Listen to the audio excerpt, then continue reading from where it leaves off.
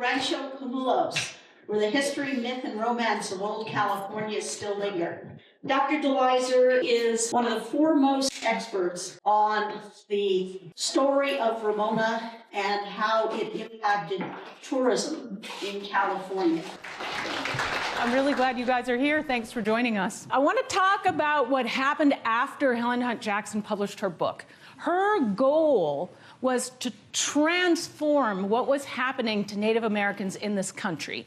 Chiefly, she focused on the Southern California Mission Indians, and she had seen atrocity after atrocity with her own eyes in the 1870s. So she wrote and gave speeches and tried everything she could to get people to sit up and listen and realize that what we were doing is what we would now call genocide. And nobody was listening. So she came up with a different way of approaching her problem, which was to fictionalize it in a novel, to show the things that were happening against Native Americans, land displacement, and all forms of discrimination, to show how that was happening, woven into the fabric of a love story with Native American characters at a time when that was a difficult thing to do. So Jackson had traveled all over Southern California doing research, and so she knew she'd been to Rancho Camulos and she'd been to other ranchos and she'd interviewed Native Americans. She'd been all over the state and collected firsthand information, and she now used that, all those stories and all that research, she used that and framed it into a fictional story, which she called Ramona. The story Ramona is about this girl who grows up on a Southern California rancho and is raised to be part of this Californio aristocracy, but she falls in love with the son of a Native American chief and elopes with him. She finds out, she learns the last second that she herself is half Indian, something she did not know. And so she chooses to spend the rest of her life with her people, with Indian people and her husband. They have multiple children and horrible things begin to befall them because Helen Hunt Jackson was writing about atrocities. So terrible things happen. Their village is burned. The American doctor won't come see their sick baby because it's an Indian baby. We know that these things really happened. They were real and part of Jackson's research. And then her husband is shot, murdered in front of her eyes in the retelling of a real incident from, that Jackson learned about in her research. And she wove that into the story. And then Ramona is rediscovered by her stepbrother, not any connected kin sibling, who she grew up with on the rancho, and they get married and live happily ever after. So the novel has this happy ending. It starts on the beautiful rancho and everything is blooming and everything is wonderful, and then it ends with a happy ending, and in the middle is where the rallying cry comes.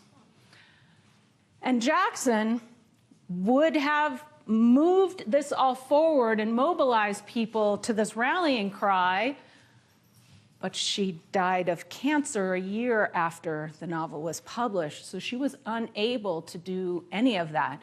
But of course, we also know that once an author's book is out there in the world, it's out there in the world, and you don't have your own control of it anymore. And so Ramona grew its own life without Jackson, and that's what I'm going to talk about. Other people carried Jackson's work to right the wrongs that had been done to Native Americans. Other people had carried that work on forward, significantly, of course, Native Americans. If you need me to hold the dog up here, I will. My dog is upset that he's not with me up here. He's a little performer. So other people have carried that work on forward. The research that I started doing in the 1980s was about the tourist phenomenon that occurred after the novel was published. At the time that I started this research, those tourists were universally derided as idiots, as sort of zombies, who had just been led to phony tourist attractions, phony because they were fictional from a novel, not real. And so I tried to rethink that. And so that's what I want to talk about now. And it's important to understand the history that this all happened in. So before Jackson's novel was published, and she was writing about the present or the very near past. She wasn't writing about the Spanish or Mexican colonial periods. She was writing about the American period. The novel takes place somewhere in somewhere in the 1870s, early 1880s. It's not specific.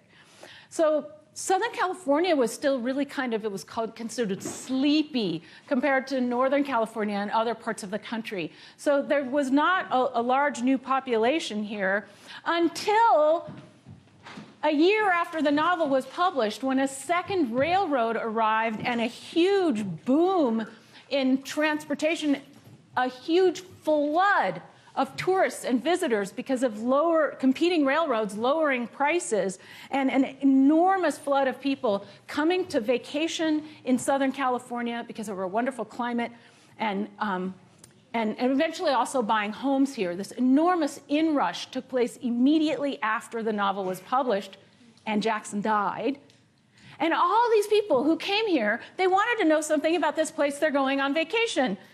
And the only thing that existed was the novel Ramona. There's no movies. They didn't exist. There's no television. There's no internet. They didn't have fancy color magazines like we have now. They didn't have hardly any even tourist brochures about Southern California. There were very few.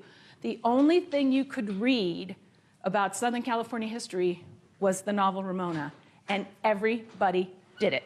The novel was a huge success, and the romance, the romantic story that was set in the beautiful, lavishly described landscapes of Californio ranchos, like Rancho Camulos, it just grabbed people's hearts. So within a couple of years, you started to get a whole genre of tourist guidebooks that would guide you scene by scene through the novel on your tourist travels in Southern California.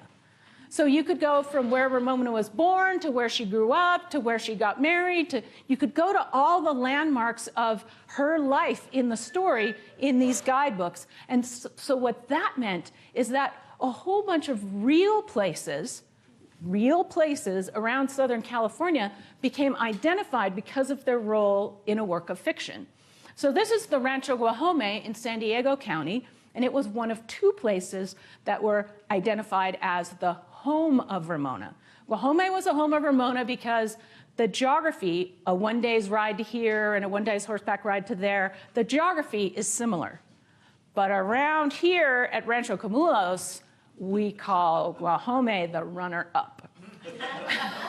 Because we know that Rancho Camulos was always the real home of Ramona. The reason I say that is because the way that the house is, the details, Jackson had a phenomenal memory. The very precise details, the number of stairs, the way the roof line goes on the south veranda, they're described so meticulously in the novel. You can just look at the picture and read it, and it's right there. So it's very clear that she made the setting of the heroine's childhood this house. And people picked up on that right quick. And this scene of the south veranda became the beating heart of Ramona tourism in Southern California. It became symbolic of everything that Ramona tourism meant. It was such a famous image that everyone knew this picture. And people benefited from it. So the Del Valle family, who owned Rancho Camulos, until 1924, they used Home of Ramona brand as it was a citrus farm, it still is. It was a citrus ranch, and they used Home of Ramona as their brand. They were a Californio family from the Mexican colonial period, and they appreciated that the novel celebrated their lifestyle and their ancestry, and they used it for their benefit. So Californios were not being taken advantage of by this story, and Native Americans were not either, right? Remember, Jackson's work was a rallying cry. It's just that those other things, they got moved to the side because the romantic tourism became seen as more important.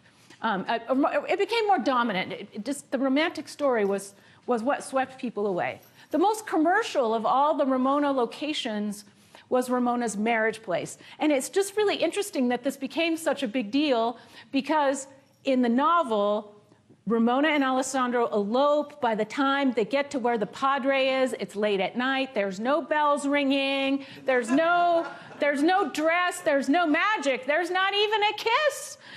It's just like, okay, keep moving. So it's not really a romantic scene. They just do get married. But the building, it was a part of a Spanish colonial period land grant, so it's very old, in San Diego, in what is called Old Town San Diego. And by the time the novel was published, it had been abandoned by the family who owned it and built it. They had a caretaker, but the building was in very, very, very sad shape. Then it was bought by a white developer who turned it into a tourist attraction, remodeling it in 1910, explicitly to be Ramona's marriage place. Because already in the 1880s, people were visiting it because they pegged it as that building. So they started really attracting a lot of tourists. It remains a tourist attraction today. It's known as Casa de Estudillo. The Estudillo family are the family who built the house. There were other Ramona attractions. They were everywhere. This is Ramona's birthplace, next to Mission San Gabriel. There was Ramona Village. This is a Ramona theme park with a Mission Tower with a jeweled top. So Mission Village, Ramona Village theme park, it was proposed in 1929. You know what happened later that year? For stock market crash, so it didn't go so well, and it became Mission Village Auto Court. And then it became underneath the freeway. So that happened to a lot of places in Southern California. But at some point in Southern California, you could have just about everything influenced by Ramona. Of course, there was and still is the Ramona pageant in the town of Hemet, and that still goes on. It's been going on every year since 1923, except during World War II, and maybe, I guess, not during the pandemic either. I bet they skipped a pandemic year too, 1 year. So that's like, you know, they're going on 100 years and they've only skipped 2. There were Ramona songs. Does anybody know it? Ramona, I hear the mission bells above. I won't do the rest of it. But it was such a popular song. That song was everywhere, and everybody knew it. Babies were named Ramona. I've met quite a few of them. After the song, even. There were 4 Ramona films in English, and Hugh has been involved in preserving significant efforts to preserve 2 of them, the first one and the last one. They're all really interesting. They're all very different. There were all kinds of Ramona things and souvenirs, a Ramona doll. There was the Ramona Candy Company, because of course Ramona was very sweet. There was the Ramona Dry Cleaners, because Ramona kept very clean, naturally. She dressed nice and wore Ramona velveteen ribbon. It all makes sense. There was a Ramona Pharmacy. Remember the baby who got sick? There was a Ramona Pharmacy. There was the Ramona Washette and the Ramona Cafe. Of course, Ramona was a good cook. There were Ramona things that don't have so strong a connection, like, you know, cigars and cigarettes. She didn't smoke, at least not in the book.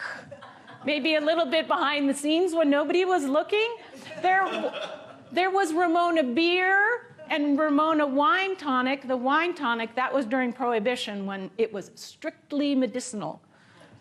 There was, and thank you, Paul, for restoring my Ramona my Ramona pinball machine from the early 40s. There's just about everything made after Ramona. It was that big of a deal. Who would not want to smell like Ramona? we have all talked about our Southern California traffic, and there was a Ramona freeway. The 10 freeway eastbound from downtown was originally called the Ramona. There was also an Alessandro freeway, her husband's name, which is number two, the Glendale freeway was the Alessandro freeway.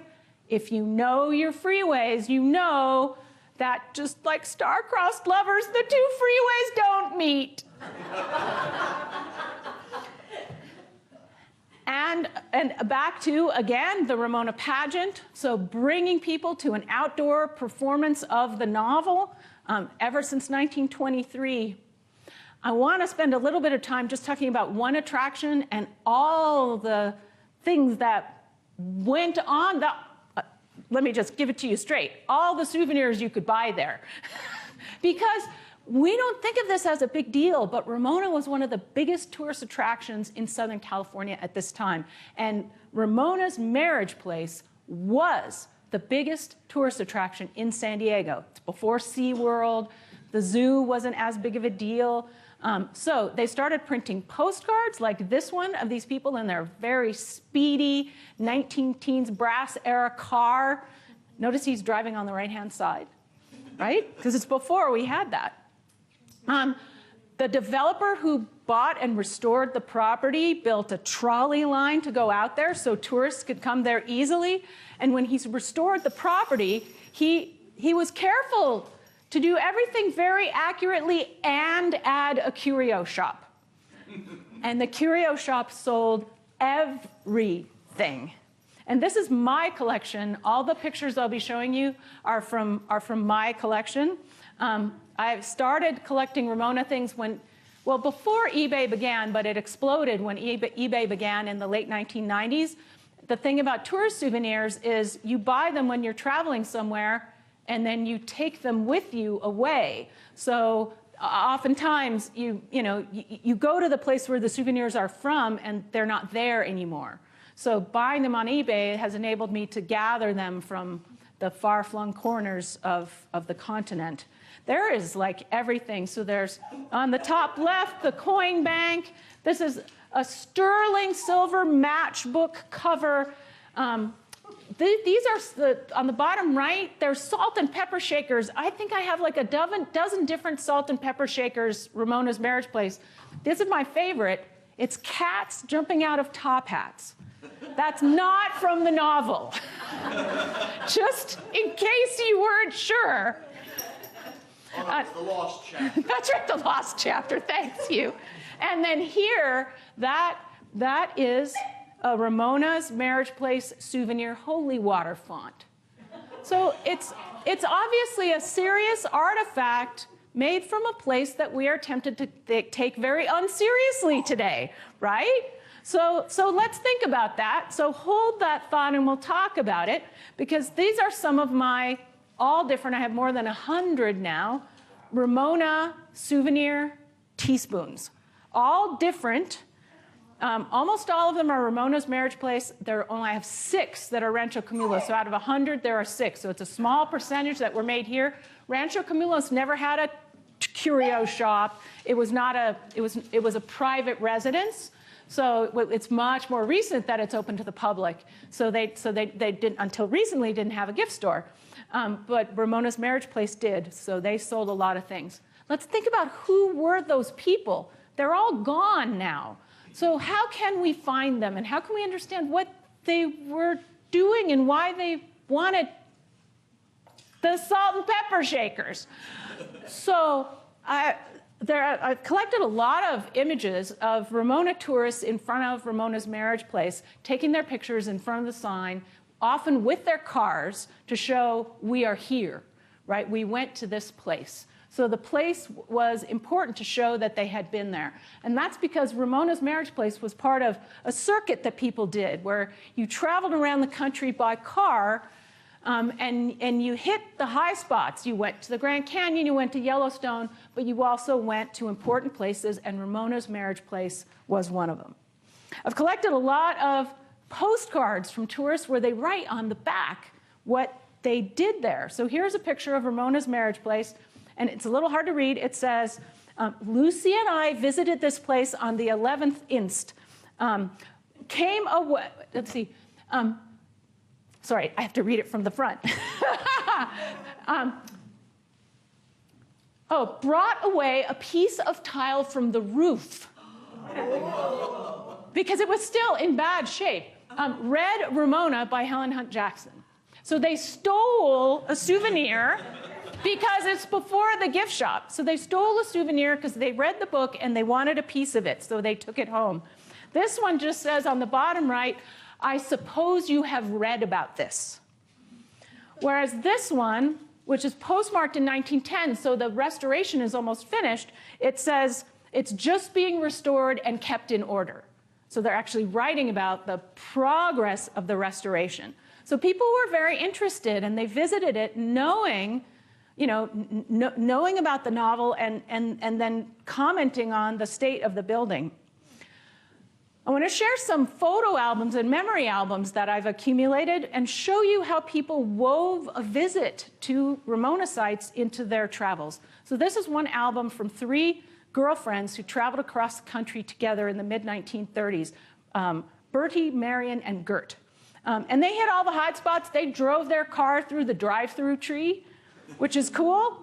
And here they are. They went across the border to Mexico, but this is Ramona's marriage place, and this is Ramona's marriage place. So they went to all these other places that are still famous today, and then they went to Ramona's marriage place because that was one of the really famous places. Here's another example. This is a honeymoon album made by Ruby Faye Dennis for her honeymoon with her husband, Lauren. They went from Texas to Southern California in their car and recorded everything. The route is traced on maps, and there's Lauren at the Continental Divide. Here they are in Hollywood, and she wrote, 2 moving stars. This is so sweet. And then here, she saved the napkins from the clubs that they went out to, and she wrote Sunday night and the date. She wrote the crooner sang yours, because it's their honeymoon. And then they picked up this souvenir, a honeymoon bond, with its picture of Ramona's marriage place. And it's this kind of silly thing that says, if you visit Ramona's marriage place on your honeymoon, then your marriage will be happy. Oh, but not 2, because remember, Ramona's didn't work out too good. But there you go. Then she devoted 4 pages just to Ramona's marriage place. So here's the main spread. There's Lauren next to the Clarita, and here she is. Here she is next to the fountain. She bought souvenirs, but she couldn't paste them into her album, so she put the bag, the paper bag. She pasted the empty paper bag, and she wrote on the bag that she bought a redwood souvenir toothpick holder. I don't have one, but I'm still looking. And then the fountain, she wrote below the fountain, she wrote, the fountain was full of pennies, dimes, nickels, and quarters. I made a wish too, but I won't tell. What do you think she wished for on her honeymoon? All the nickels, dimes, quarters in the fountain. Oh, that's it, Paul. That's my husband. That's what he wished for. I guess that's it. So let's think about that for a second. So we've all been, for more than 50 years, enjoying making fun of these tourists to fictional places that find factual location in Southern California. Let's think about what this means and what it's done and where else it happens, because beginning in the 1940s, people started to say, oh, it's you phony Californians. All you Californians, your whole history is phony. It's all Hollywood. And they started to deride us for doing this. But it's not just us. So has anyone seen the movie Field of Dreams? Very cute baseball movie, right? Story behind that, they needed a place to shoot it. So they needed a real farmhouse with cornfields around it where they could build a baseball diamond. So the location scout goes and find a farm, say, we want to rent your farm. Okay, fine, we're going to build a baseball diamond. Okay, fine, you'll get paid well. Okay, fine. So they build it, they shoot the movie, it becomes such a big deal. They built a gift shop, and they had to open it as an attraction because so many people, he's been there. So many people wanted to go there. There are people who've had their family members' ashes scattered there because they loved the movie and it meant something to them. Eventually, the owners of the family farm, they sold it to the 501c3 who could continue to manage it because, well, they were living in a tourist attraction. So now it's just a tourist attraction. But what about Lord of the Rings? Read it, seen it, right? So my friend Ian Brody did a location guidebook for that. I mean, you can figure out where the porta potties were on location shots, filmed in New Zealand. And okay, so we know that there are people who really believe that New Zealand and Middle Earth are the same, right? They're out there, right? And I appreciate that. But there's also a lot of fun in enjoying seeing the scenes from a movie that you love, you've read the book, and seeing those in the landscape of New Zealand in this case, right? So Lord of the Rings tourism has been really, really significant in New Zealand. Or what about Harry Potter? All the books and the chain of movies. I'll point out just one of all the many Harry Potter things. So there are scenes at King's Cross railway station. King's Cross is a real London railway station. It's a very busy station. And in the fictional accounts, there's regular rail platforms in real life. And then in the fictional accounts, there's platform 9 3/4, which is how you go to Hogwarts, right? So they got so many requests at the real train station, where's platform 9 3/4? Of course, they had 9, they had 10. So they had to build a 9 3/4 to answer all the demand from tourists. And then, well, the next thing, of course, is the gift shop, right? So now they have the platform 9 3/4 gift shop where you can buy all the Harry Potter merchandise. So that's not actually really different from what they did at Casa de Estudio at the marriage place of Ramona, right? So I love laughing at all this, but when I do that, and here's Ramona's bedroom just across the way at Rancho Camulos, I'm laughing at me. That's me bouncing on Ramona's bed because I was thrilled to say that I could do it. Because I'm one of those people. I've had those experiences of reading a book and then seeing the landscape and recognizing the south veranda. And I've had romantic experiences in my life. One of our first dates was to come here, and we got thrown out because it was a private residence. It wasn't a museum yet. So we were unwanted guests, which makes me especially happy to be a more desired guest here now. But let's think about what happened more broadly. We can laugh about ourselves when we look at this because we do this when we read books and see films. But what has the preservation impact been? What does it mean after almost more than 100 years of all this tourism? What has happened? What did all this tourism do? Well, at Ramona's marriage place, it's been enormously significant. Because Casa de Estudio is still standing, and so is all of Old Town. Remember, when the novel was published, the house was abandoned, and it was in ramshackle form. That one postcard, they stole a roof tile. Well, you don't steal a roof tile from a house that people are living in, right? It was being abandoned, it was being picked apart. There are quite a lot of accounts of that. So much more recently, they developed a new exhibit. It's part of the Old Town State Historic Park, so it's managed by the state park system. And they developed a new exhibit that uses some of my souvenirs. And their point is that it's the novel that saved the house. It was the attention drawn to the building by the novel, and then all those thousands of tourists that caused that crumbled heap of a house to be restored and then never torn down. And then all the other houses around it are all restored, and it's a state historic park that's now preserved carefully. So all that tourism is what enabled that to be saved. This house's story, Rancho Camulos' story, is a little bit different because it was a private residence and because we had a significant savior in the form of the Rubel family who bought the house in 1924 from the Del Valle family. And this is Mary Rubel Lawrence, who passed away sadly just a couple of years ago, but who was the great, wonderful caretaker of this home, who made sure that it could become a museum and again be open to the public, who made sure that after the 1994 earthquake, it would not be torn down, that it could be saved and that it could be restored.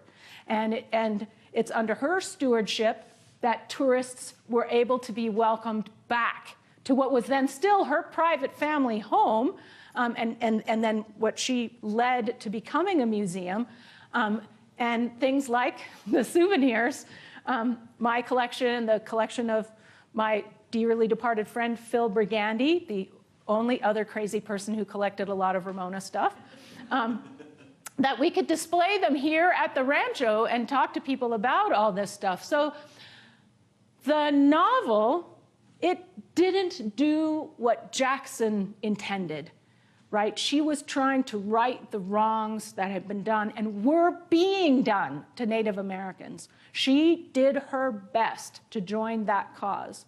But the romance of the novel carried the day. The romance that was meant to hide the atrocities carried the day. After she died, other people carried on the work, right, to draw attention to the atrocities being done against Native Americans and right the wrongs. That work has also continued, but the romance of the novel and all the souvenirs and the transformation of all those tourists coming here and engaging with the landscape of fiction in the middle of the landscape of fact, that has left us with a history that we now are able to still appreciate, to see, to experience, to feel, and to have. So thank you very much. It's really a pleasure to have you all come here, and thanks. And I'll take any questions if you have any. Yes, Is there a number on how much money they brought in or how many people? There is no accounting for how many people or how much money they spent. There's no known records of the gift shop at Ramona's marriage place. Here at Rancho Camulos, it was often an annoyance. People would come in and steal the silverware. They'd bounce on the bed like I did. They'd steal oranges off the trees, which they're making a living off of that. So that was an annoyance. So it got to be a lot. It got to be a lot to handle. So it's hard to say. So there's no way of knowing the numbers. What you can tell is that every single tourist guidebook always mentions it for a period from the very late 1880s up until after World War II. Every single guidebook mentions Ramona attractions. Okay, and I was talking about like the state as a whole. The number of people that came here because of the book, was there a guess or an estimate? There's no known guess. They advertised it on all the trains. They had special brochures. The different trains, remember there were two train lines. That was what started the big boom. One ran near Rancho Guajome, the runner-up home of Ramona. The other one ran right past Rancho Camulos. And so they each advertised the real home of Ramona, right, our rails to the real one. But nobody knows how many people actually came because of that. So, yes? We do have, Rancho Camulos has a very good research library and archive. Yes. That we're under development. And there are records for certain time periods. And I don't know, Susan, are you back there? Would you like to, I know you've looked at it more carefully, but like in one particular year, I remember it was like 14 different countries. Yeah, I mean, we do have a guest book that was, I think it was from the Rubel era though, so that would have After 24. Yeah, and it's really interesting. People were coming from all over the place. So the family who built Rancho Camulos, the Del Valles, they sold it to the Rubels, who turned it into a museum later, in 1924. By 1924, you didn't have to come here by train. Before then, it was mostly a train, but the Del Valles insisted, they managed to get a train station built for Rancho Camulos to accommodate the tourist traffic. So they were supporting it, then they got overrun by it a bit. Yes. Wouldn't also having the train stop here help with moving their produce? Oh, it definitely would have made moving their produce easier, no doubt about it. Is that the same rail that runs through the valley now? It's the same rail, isn't it? There's no reason they would have moved the rail. It is, but it's not complete. They've removed parts of the tracks. I mean, it's no longer connected. Right. Like many other rail lines. Yes, ma'am. Can you tell us a little bit about how you got to decide Ramona as your focus? Oh, thank you. What a great question. So when my first term as an undergraduate at UCLA, an advisor recommended I take a seminar class, and there was one in the manuscripts library, the Department of Special Collections, and the assignment for the final paper was you had to do research with primary resources, pick a topic that you could research in the library. My stepfather he's a historian, had done a lot of research in the library, so I asked him, I said, hey, Bruce, can you make a couple of suggestions so that I don't pick a topic that I like, but it'll turn out to be a dead end, I won't find any materials? Can you just suggest a couple things where there'd be a lot of stuff? And Ramona was one of the ones on the list, so when I read about a few initial things, there had been very little published about it that talked about what it was. There was a lot of the tourist literature that said you should go there. So I read a little bit about it, and wow, this is really great. I just picked it right away, and then it's 1986. That was when Paul and I were first dating, and we started to go visit the places, all the tourist places. So all of our early dates, our third date was Rancho Camulos, or the second one. The third date was Ramona's birthplace. So those experiences, the honeymoon album thing, the honeymoon album. So Ruby Faye Dennis goes to Ramona's marriage place on her honeymoon. We had our first kiss at Ramona's birthplace. It's got to be somewhere, right? I didn't realize until later that the things that were happening to me were the things that had happened to all those tourists, and that I could understand how their experiences had been meaningful to them, that I had already tipped myself off, right? To the fact that, okay, so yeah, we were laughing and having a good time, and we knew it was a novel and all those things, but what we were doing was enfolding the fiction of the novel and the fun of a tourist trip into the real events of our lives, right? A third date or a honeymoon or whatever, right? And so we were mixing the fact and fiction and making them, by doing that, we were making them meaningful. And that's what all these people have been doing, whether they're going to New Zealand, it doesn't, or here, it doesn't, right? It's the same thing that we're doing. It's not that, as previous people had said, they were fooled and they thought the novel was real, and so they went to the home of Ramona to see the real home. Maybe some people were fooled. Most people just wanted to relive a scene from a novel they loved, and weave it into their lives. So I kept doing it, and so I wrote my first undergraduate term paper about it. Then I ended up writing my master's thesis about it, and then I wrote a book about it. And I keep buying more stuff on eBay. And Paul has the high score on the pinball machine. Paul? Is it true that while Ramona did not smoke cigars or cigarettes, she did chew tobacco? I can't answer that. And if I could, I wouldn't. Topic of research. Yeah. Now, you had a question, Mrs. Jackson. People even got married at Ramona's wedding chapel because they wanted to get married where Ramona got married. Yes. They hosted a lot of, Ramona's marriage place hosted a lot of weddings in their chapel. They also hosted meetings that was called the True Vow Keepers Club. The True Vow Keepers Club was for couples who had been married 50 years or longer. And so they would have meetings there, which is that's a beautiful thing. But remember, Ramona's marriage did not end up well, right? If you have to see your husband murdered, it's not considered a good end. Her first one. The second one, right, the second one, as far as we know, she lived happily ever after, because in the novel, the sun sets in the west and it's all good. So, yes? when you look at the publications of the different versions of books, Yeah. you have, I believe the Monterey version is where, what was his name? Henry Sandham. And he worked for Helen Hunt Jackson, and he had an assignment to shoot this. And by the time all that was finished, he passed away. But how much of any opinion on what because a lot of what he shot were romantic idealists. He drew, right. Sandham was an illustrator. He drew, didn't take pictures. Okay, so it's a great question. So what she's asking, excuse me, many of the editions of the novel are that came out later. The novel is still in print. It's never been out of print. Now, it's partly still in print because it's out of copyright, so anybody can print it and sell it for free. So go ahead and print your own. So the novel now probably never will be out of print.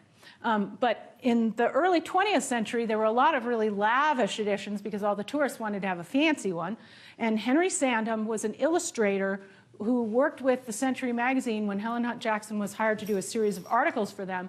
And he traveled with Helen Hunt Jackson in the 1870s and drew the things that they saw together. She was not at that time working on a novel. So they went to a place with a palm tree, and he drew the palm tree. They went to a place with an Indian village, and he drew the Native American village. Whatever they saw, he drew, right? Then later, after she wrote the novel and after she died, they used some of his illustrations to illustrate the novel, and he made more drawings, so that he could have one of the south veranda or, all the other things. So his drawings were definitely they're very romantic-looking drawings. They're very much of their time. Being late 1870s, early 1880s drawings. So, yeah, Hillary. What's your favorite Ramona movie of the four? Oh my God. And thank you, Hillary. Hillary is a descendant of the Del Valle family, and she works here as a volunteer at the Rancho Camulos Museum, sharing the place that her family built, her ancestors built and preserved. So thank you for all you do. So not all the movies have survived. There's one where there's just like one reel, so you can't vote for that one.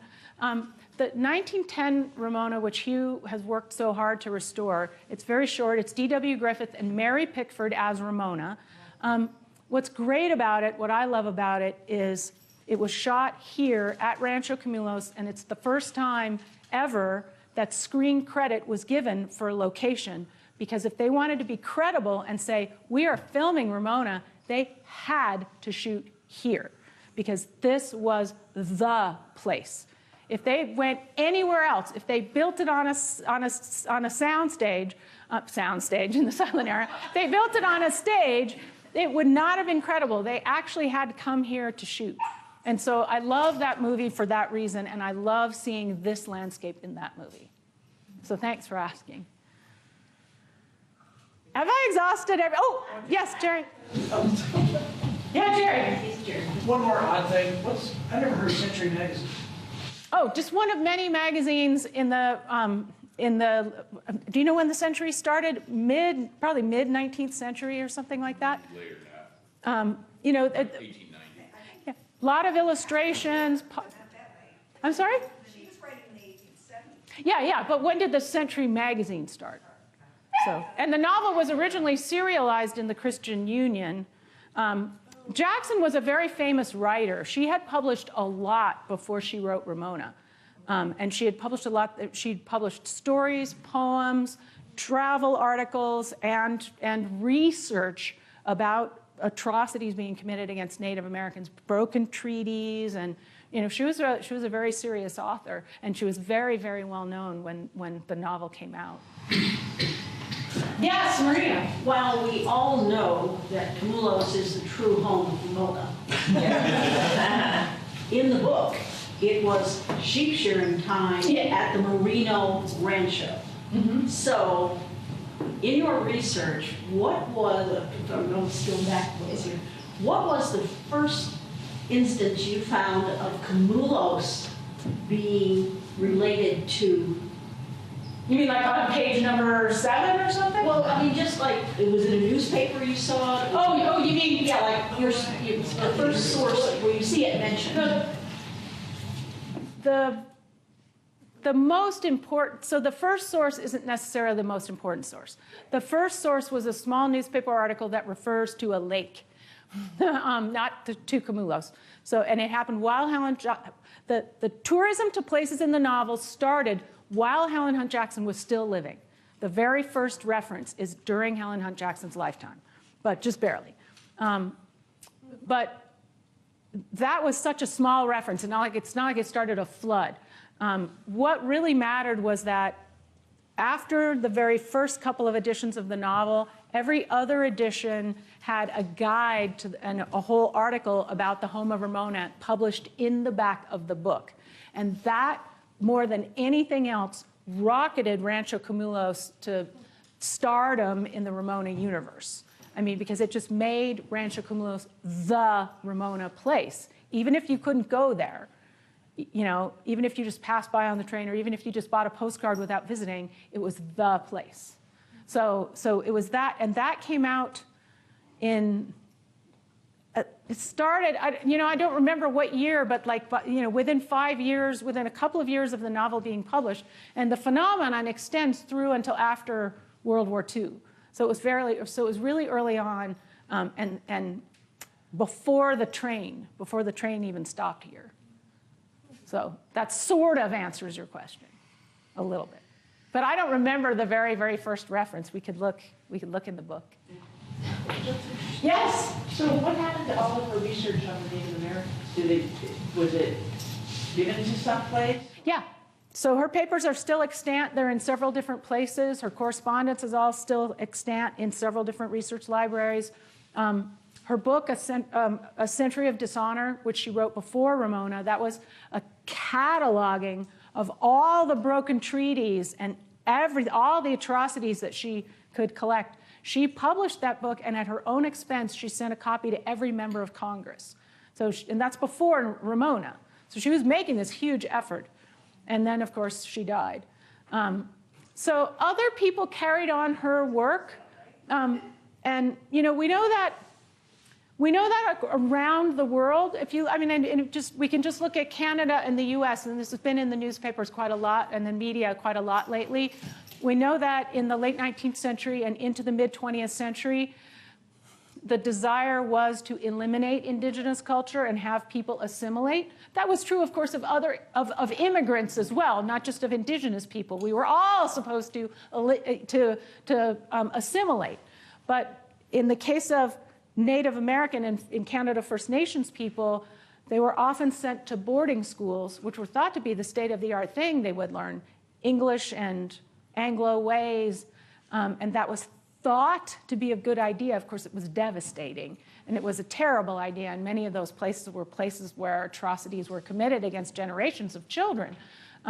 So there was one movement that was inspired by Jackson's work that sought to have boarding schools, and boarding schools were named Ramona. So that was not now what we would consider a good idea. It was thought to be a good idea at that time. It was not now. But one of the things that people did work for that Jackson was very explicit about was land, was restoring treaties and returning land that had been seized, especially when it was land seized where treaties had been broken. And so a lot of people worked to establish reservations and doing this to reestablish Native American land rights, and did so directly, being inspired or taking forward Jackson's work. So they're going to hold a whole series of different avenues. There's a scholar called Valerie Shearer Mathis who has spent her life work really documenting Jackson's Indian reform legacy, everything that came after Jackson died, and all the different ripples in every direction that this took place. Yeah? To kind of continue with the same question that she just asked, in the novel and in your research, what did you hear or what did you find out about the difference between the religion of Christianity from probably from most of the American people at the time relative to the indigenous people's beliefs. And then that's the first part of my question. And second, from looking at what you know and what you discovered, what did you find out, if anything, about the fact that there's a Roman Catholic church chapel on this property? Okay, so those are great questions. The novel, okay, so Jackson was Protestant, and Ramona's family in the novel are Catholic. And of course, we know that under Spanish settler colonialism, Native Americans were forcibly converted to Catholicism en masse. So the Mission Indians are called the Mission Indians because they were taken into the mission system and they were forced into Catholicism. So most Native Americans were Catholic, and also the Rancho families, whether they came in the Mexican colonial period or the Spanish colonial period, they were connected to Spain and Mexico, which were predominantly Catholic. So the Del Valle family were a Catholic family. The Estudillos were Catholic. The family from Rancho Guajome were also Catholic. Now, both Guajome and Camulos were rural, right? It's still rural. Just because it's only 20 minutes to Walmart, it's still rural. And so if you were observant, if you wanted to go to church, it was a long way to church. So people built their own chapels on their property. So Rancho Guajome had a chapel and Camulos had a chapel. And it's not unusual for these far-flung places, also because priests would travel from place to place, and this gave them a place to be and a place to then hold a service. So the chapels are not that unusual, and that one was built by the Del Valle families so that they could observe their important religious rites and rituals and be religious people. They were very devoted Catholics. Is there any reference to that in the novel? Oh, there's lots of references to Catholicism in the novel. The Father Salvadera, who's the fictional priest in the novel, he comes by. Ramona has a Catholic wedding. Well, I mean, it's a nighttime elopement, but she's married by a Catholic priest. Father Salvadera has known her since she was a baby. He performs rites at there's the morning hymn at the early scene in the novel. The first thing they do in the morning is they sing the sunrise hymn. There's a lot of religious elements that are woven through it. What's interesting about that is, of course, there's been a long-standing tension between Catholics and Protestants. Helen Hunt Jackson was Protestant. The characters are Catholic. But for the predominantly Protestant presumed readership, the way that Jackson portrayed Catholic practices and the practices on the rancho, they were exoticized and romanticized as really they were distant, they were almost extinct, because it was this little pocket of culture that was surviving in this remote part of California in the just past. And the way that she described life on the rancho was a life that harkened back to older times before American colonialism, before the American era, before it became the United States. So living a life in the United States that was practicing a life from when it was Mexico or when it was part of the Spanish colonial empire. So the way it's described in the novel is as a life that's looking backward rather than as a life that's looking forward. So Catholicism and all the practices of the Californios in the novel are not described as something that's going to spread out and take over America or something. It's not described in any way as a threat. It's described as exotic, maybe it's quaint, maybe it's beautiful, maybe it's compelling, maybe it's wonderful, but it's not in any conflict with any other contemporary religious belief. And the novel doesn't put forward, it doesn't advocate for any particular religious belief, in my view at least. Yeah, Hillary. In your studies, did you ever find out why she picked Southern California and the California Native Americans as opposed to all the others she picked? That's a great question, thank you. Yeah, so she became a special agent of the US Congress of the Bureau of Indian Affairs to investigate the conditions of the California Mission Indians. So she had done all this research about Native Americans nationwide, and then she was appointed a special agent of the Bureau of Indian Affairs to find out what's going on with the California Mission Indians in Southern California right now. And she traveled with Abbott Kinney, the founder of Venice, among other things, Venice, California, in case there was any confusion there. So she traveled with her buddy Abbott Kinney, and they went to the most rural places, and that's where she collected all the stories, like Alessandro's murder. That's a real story. You know, that's a real happening that was documented at the time in a real court case and a real murder.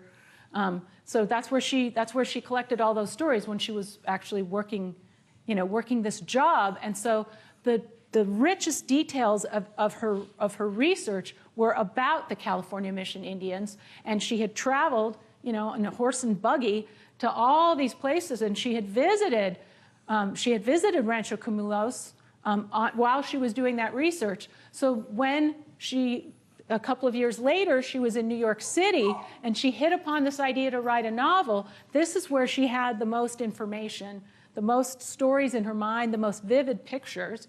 And so she could call up her memories of being here and then describe it, you know, with great accuracy. So that's why I think she did it. I think I've exhausted everyone. Thank you.